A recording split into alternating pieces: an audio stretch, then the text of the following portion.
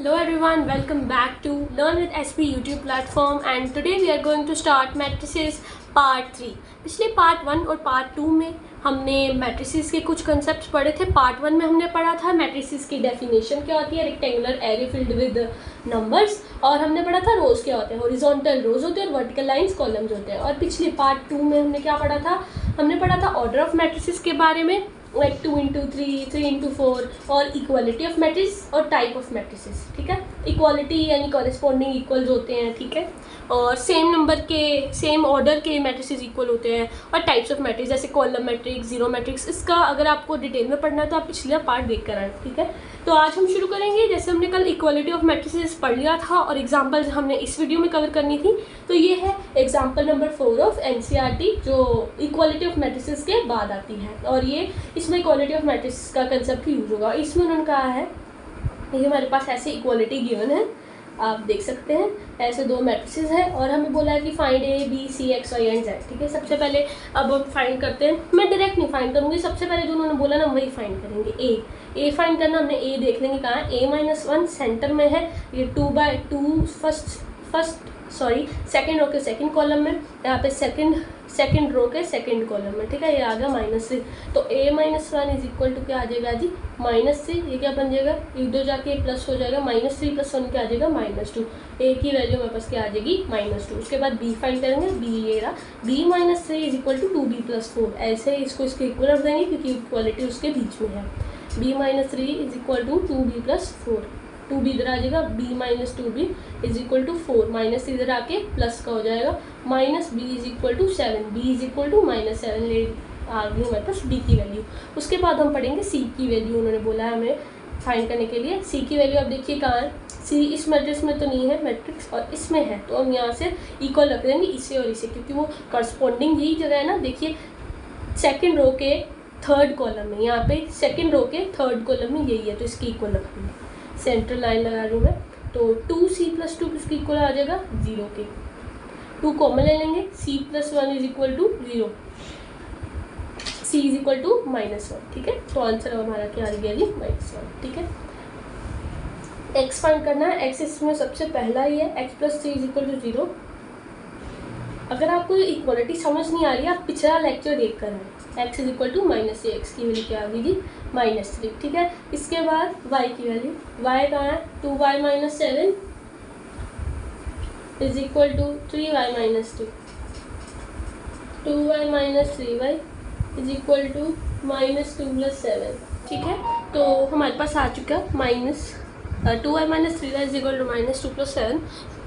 -2 + 7 किसके इक्वल हो जाएगा, -5 इज इक्वल टू 5 और Y की वैल्यू 5 आ जाएगी, -5 सॉरी।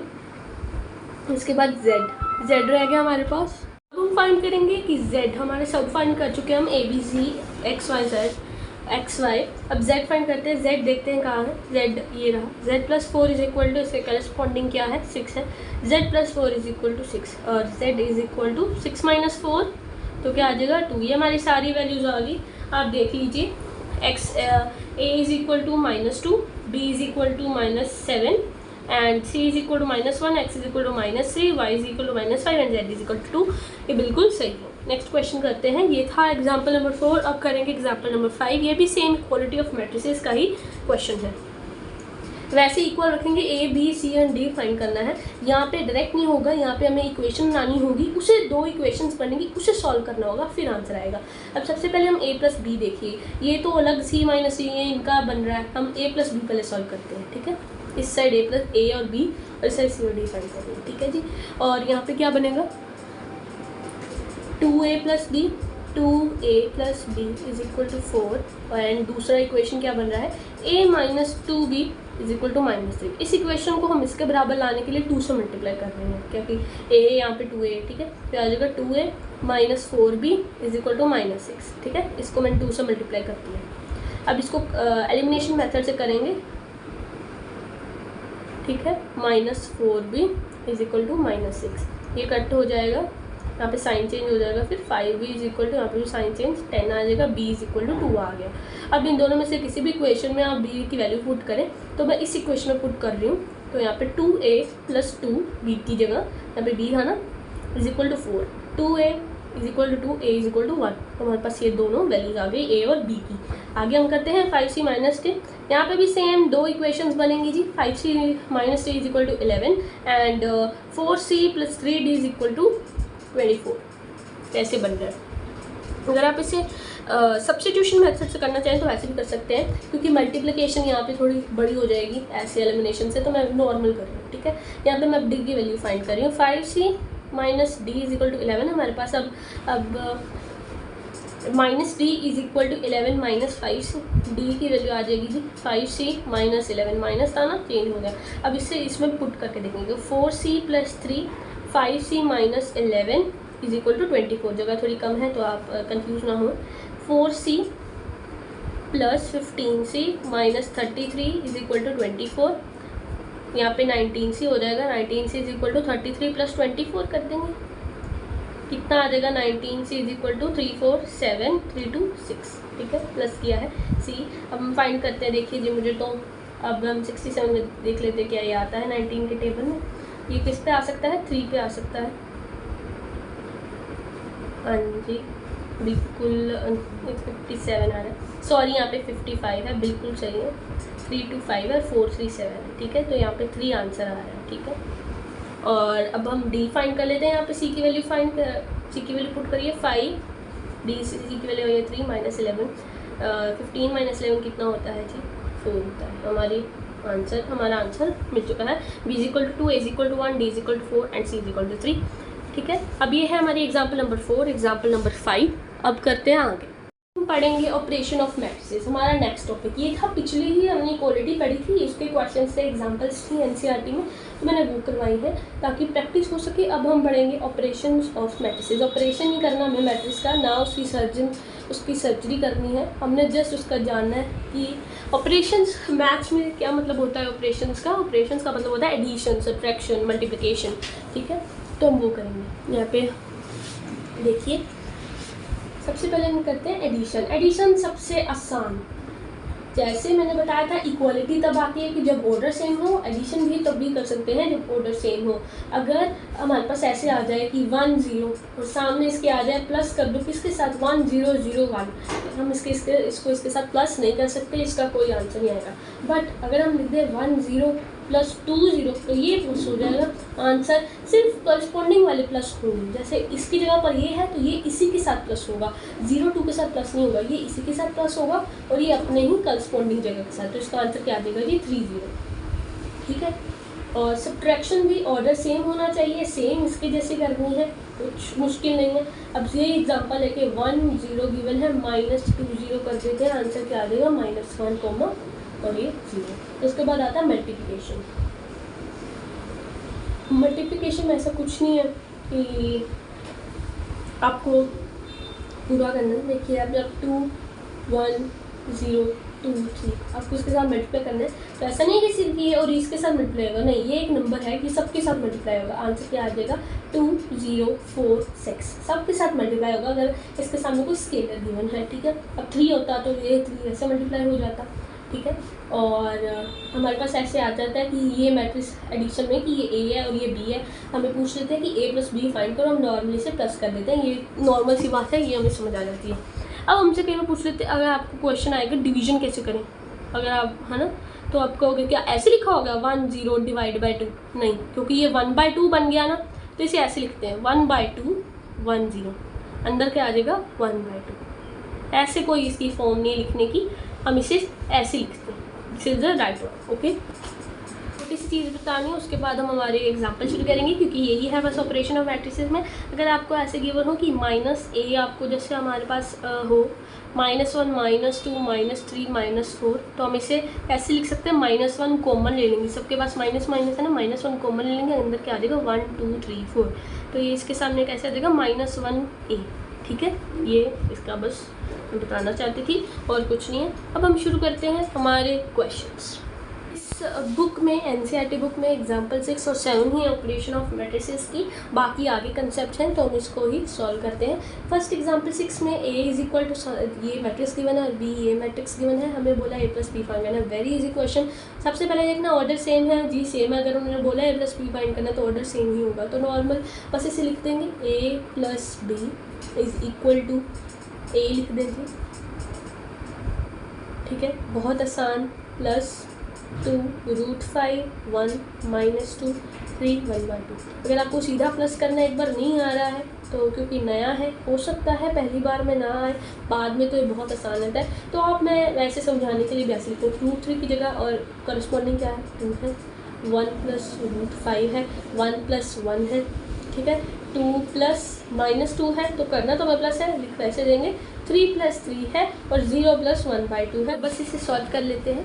√3 बस a + b हम लिख देंगे कि ये हमारा आंसर आ गया। √3 + 2 को तो ऐसे लिखेंगे क्योंकि ये प्लस नहीं कर सकते ना, इसको आपने ये ओपन करके लिखना कि √3 की वैल्यू इतनी है, नहीं ये सब नहीं करना, बस आप इसे ऐसे लिख दीजिए √3 + 2 है, ठीक है। और 1 + 1 2 होता है, 2 - 2 0, 3 + 3 6, और ये 1/2, ये हमारी कौन सी मैट्रिक्स आ गई, a + b example number 6 is done. अब करते हैं हम अपने एग्जाम्पल नंबर 7। बहुत आसान है, बस इसमें मल्टीप्लिकेशन वाला रूल लग रहा है, आप वही करिए, ठीक है। और मैं आपको एक बताना चाहती थी कि हमने पीछे किया ना, आपको बुक में डिवीजन ही मिलेगा, ये है मल्टीप्लिकेशन ही। ये मुझे भी एक ऐसा डाउट आया था कि आप मुझसे ऐसे लिख सकते हैं, नहीं, ये मल्टीप्लिकेशन का ही है, 1/2 इसके साथ मल्टीप्लाई हो रहा है, बस ऐसे थॉट आ गया था मेरे मन में बताने का कि जो मेरा डाउट है, क्या पता किसी और का भी डाउट रहे, तो इसलिए मैंने बताया था। चलो शुरू करते हैं हमारा क्वेश्चन। ये गिवन है, बी ये मैट्रिक्स गिवन है, 2a - b फाइंड करना है हमें, ठीक है, ये हमें फाइंड करना है। सबसे पहले 2a फाइंड कर लेते हैं। a हमारे पास ये गिवन है, 2a कैसे होगा, 2 के आगे a लिखा होगा, ठीक है, मल्टीप्लाई कर दो सबको, क्योंकि स्केलर है, सबके साथ मल्टीप्लाई होगा। 2 4 6, 2 2 = 4, 2 3 = 6, 2 ऐसा होगा, बहुत आसान, कुछ मुश्किल नहीं है। अब 2a ये आ गया हमारे पास, इसको मल्टीप्लाई मत कर देना, ये आया हमारे पास, ठीक है। अब 2a - b लिख देंगे। 2a आपके पास आया ना, पता लग रहा है ना कौन सा है, नहीं पता लग रहा तो रिपीट करके ज़रूर देख लेना। -b, अगर कोई रिवीजन के लिए है तो वीडियो तेज कर दूँगा, स्पीड इंक्रीज करके। 2 - 3 - 1, 4 माइनस यहाँ पे -1 है, यानी 4 -1 है, फिर प्लस हो जाएगा, बाद में करते हैं। तो 6 - 3 4 -1, ये मैं इसलिए करी क्योंकि अभी नया है। 6 - 0 2 - 2, वैसे आपको ये ऐसे लिखना है तो आप लिख सकते हैं, कोई खास वैसे जरूरत होती नहीं है। तो -1 4 + 1 5, यहाँ पे 4 + 1 क्या होगा, 6 - 3 3 6 एंड 0, ये हमारा आ गया जी। 2a - b आंसर आ चुका है, और हमारी एग्जाम्पल नंबर 7 कंप्लीट है। इसके बाद हम करने जा रहे हैं प्रॉपर्टीज़, इसकी मैट्रिसेस की। बहुत आसान प्रॉपर्टीज़ भी हमारे पास है मैट्रिसेस की, जैसे कि सबसे पहले कम्यूटेटिव, अरे वही लॉज नॉर्मल से, मतलब ये तो मैं जस्ट देखने के लिए पढ़ती हूँ, इससे तो वैसे ही याद किया जा सकता है। a + b = b + a, ये तो नॉर्मल मैट्रिसेस कैसे प्लस हो रहे हैं नंबर जैसे। अब यहाँ पे a + b ये है, तो b + a भी क्या यही आएगा, बिल्कुल यही आएगा। इसे आगे रखें, इसे पीछे रखें, तो क्या आंसर बदल जाएगा, 2 + √3, √3 + 2 एक ही चीज़ है, तो ये कम्यूटेटिव है। दूसरा आ जाता है एसोसिएटिव। एसोसिएटिव देखते हैं, एसोसिएटिव लो है, वो क्या है जी, a + b + c = a + b + c। ऐसे प्लस आपको नंबर्स का पता है ना, सेम ही वैसे ही किसका है, मैट्रिसेस का। अगर ये ए सेम है, बी सेम है जैसे, तो ये कम एसोसिएटिव लो भी शो करेगा। उसके बाद आता है existence of additive identity. NCERT में कैसा लिखा है, let a = aij be an m × n matrix and 0 be an m × n 0 matrix, तो देन a + 0 = 0 + a। उन्होंने क्या बोला है, मैं ये लाइन इस कारण बोल रही हूँ ताकि समझ आ सके, क्योंकि कई बार होता है यहाँ समझ आ गया, वहाँ लाइन ना समझ आए। तो एडिटिव आइडेंटिटी, उन्होंने कुछ नहीं लिखा है लाइन में कि अगर हम 0 को ऐड करें a के साथ और बाद में ऐसे ऐड करें तो आंसर हमारे पास a ही आएगा, कोई डिफरेंस नहीं आने वाला। और दूसरी बात हमारे पास आगे आ जाती है existence of additive inverse. Existence of additive inverse, इसकी भी लाइन में कुछ नहीं लिखा है। अगर कोई प्रॉब्लम है तो बेशक आप कमेंट कर सकते हैं। एडिटिव इनवर्स कुछ मुश्किल नहीं है, करिए आराम से सॉल्व, इसका कोई क्वेश्चन भी खास गिवन नहीं है, ठीक है।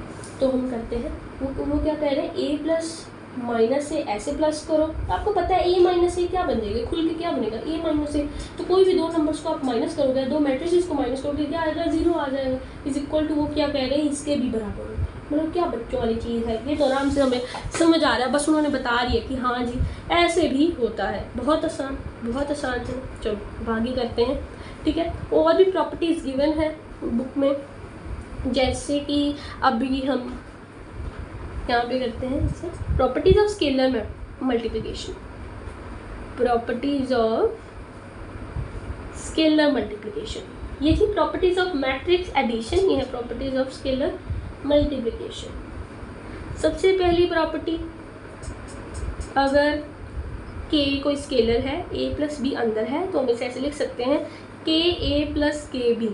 अगर यहाँ पे 2 होता ना, ऐसे गिवन होता 2a प्लस बी, तो ये यहाँ पे 2a प्लस 2 भी होता, ठीक है ना, वैसे यहाँ पे है। ये फर्स्ट प्रॉपर्टी है। सेकंड प्रॉपर्टी क्या है जी हमारे पास, अगर हमारे पास दो ऐसे हैं स्केलर्स गिवन है, तो इसको मल्टीप्लाई करेंगे वैसे ही जैसे बचपन में क्या करते थे, ए के प्लस ए एल।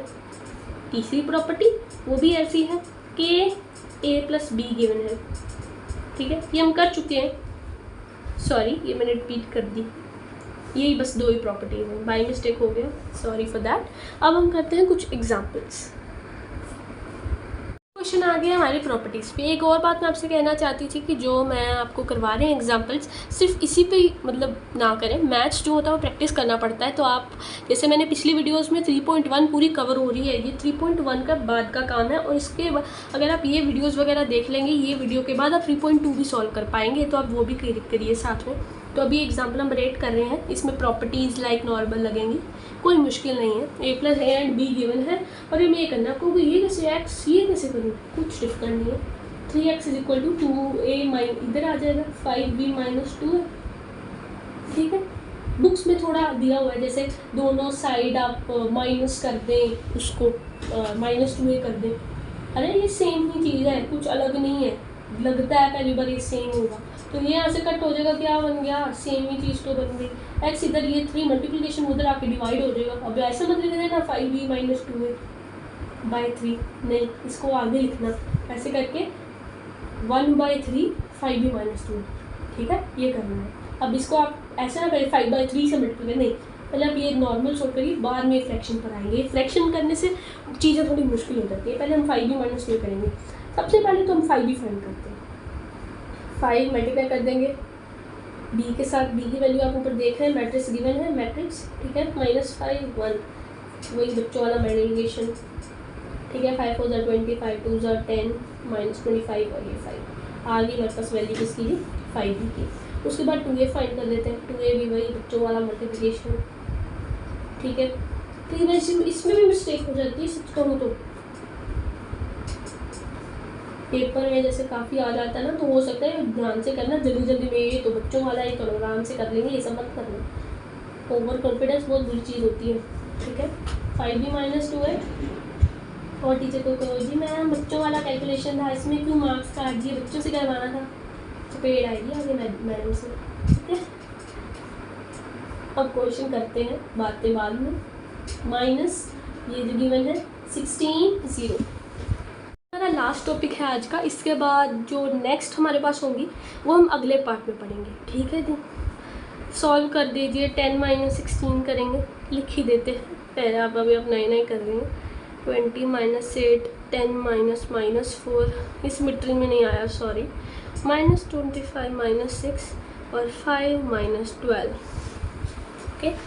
तो आप इसे सॉल्व कर दे, 10 - 16 - 6 हो गया, -10, ये 20 - 8 12, 10 + 4 14, -25 - 6 क्या आ जाए, -31, 5 - 12 - 6। अगर कोई गलती आ जाए किसी क्वेश्चन में, क्योंकि मैं आंसर ही मैच करती हूँ, बीच में कहीं गलती आ जाए और आंसर में गलती आई तो आई एम सो सॉरी, मैं उसे सही करने की कोशिश करूँगी। अगर छूट जाए तो आप मुझे बता दीजिए, ठीक है। कि मेरे पास आ गया, फाइंड क्या करना है, x, जिसकी वैल्यू ये गिवन है, ऐसे x बोला था ना उन्होंने, फाइंड x उन्होंने बोला है, फाइंड x, वो मैंने लिखा ही नहीं यहाँ पे, सॉरी, ठीक है। तो ये 5b माइनस 2a आ गया, x कैसे आया था, 1/3 5b माइनस 2। अगर एक और बात, अगर इसके अंदर सॉल्व करने से आपका बहुत अजीब सा आ रहा है तो आप मत करिए, अगर एक ही सॉल्व हो रहा तो, पर आपको कर देना चाहिए कोई खास, क्योंकि आंसर निकल गया, अब क्या हमें किसी चीज़ से प्रॉब्लम। ठीक है, वैल्यू है फिल कर दीजिए यहाँ पे -6 -10 नॉर्मल लिखिए जो है, और इसमें पॉइंट्स वगैरह में मत निकाल देना आप चीज़ें, नॉर्मल फ्रैक्शन में छोड़ना है। और कई बच्चे पूछ लें, मेरी क्लासमेट भी थी जो हमेशा पूछी थी मैम इसे पॉइंट्स में करना है, like this is so disgusting, जो सीधा चीज़ हो रही है वैसे ही रहने दो, इतनी मेहनत कौन करता है। 14/3 आ गया -2, आंसर आ गया हमारा x का। ठीक है, तो आज के लिए बस इतना ही। Thank you so much.